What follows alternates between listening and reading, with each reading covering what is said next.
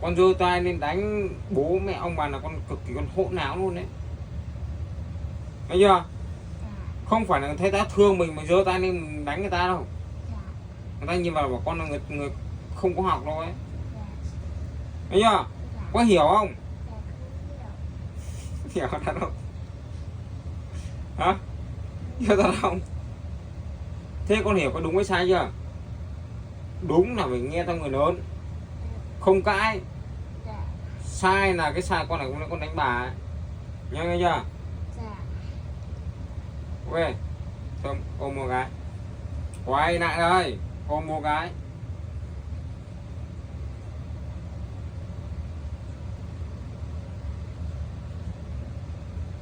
Ôm như nào? Tay kia để móc con mũi đúng không? Nghe chưa?